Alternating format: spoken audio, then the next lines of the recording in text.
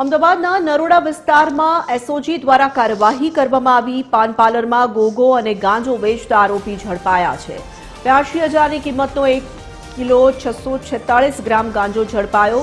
વિજયસિંહ બાલોત અને પિયુષ ખલાસની ધરપકડ કરાઈ। ગાંજાનો જથ્થો આપનાર આરોપી ફરાર થયો છે। એસઓજીએ ગુનો દાખલ કરીને તપાસ શરૂ કરી છે।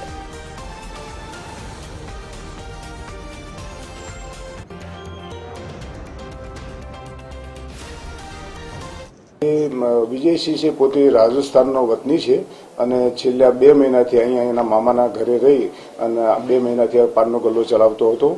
પોતે સુરેન્દ્રસિંહ નામનો એક જાલોર રાજસ્થાનના વ્યક્તિ પાસેથી આ ગાંજો લઈ આવેલોનું જણાવે છે। પોતે વિજયસિંહ ગ્રેજ્યુએટ છે અને પોતે રાજસ્થાનમાં ગ્રેજ્યુએશન પૂરું કરેલ છે। બાકીનો જે આરોપી છે પ્રફુલ, જે 10 ધોરણ સુધી પાસ અભ્યાસ કરેલ છે અને વટવામાં રહે છે। આ બંને પોતાના આર્થિક લાભ માટે કોગો પેપર વેચવાના બહાના હેઠળ આ ગાંજાનું વેચાણ કરતા હોવાની કબૂલાત કરેલ છે।